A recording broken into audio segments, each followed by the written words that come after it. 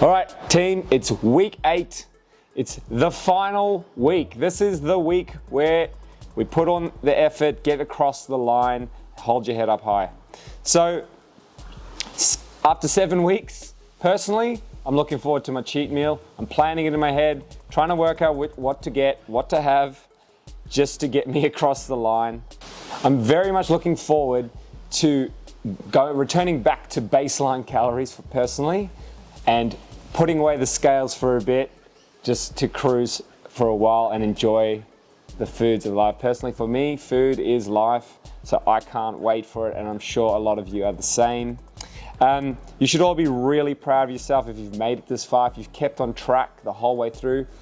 I'm confident that you will have seen results. You've put some habits in play that you can keep using for the rest of your life. Just, every year, it might be a good idea to return back and just follow the process through. It's a great way to keep progressing. So one of the things that people say is that a lot of people actually gain weight through life, but it's all gained through the Christmas and holiday periods.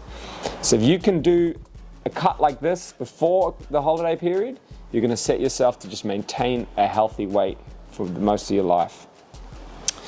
Now, key things to achieve in week 8. Plan your cheat meal. Give yourself a goal at the end of this, something that you're going to enjoy, something that makes this worthwhile. Especially if you're in a deficit, food tastes that much better. So I'm personally doing that one. Cannot wait. Number 2, select some habits that you want to continue. If you've now sleeping consistently and waking up consistently, just keep doing it. Obviously, there will be times in the weekend, like there might be an event that you have to attend and it throws you out for one night, but then just aim to get back to it.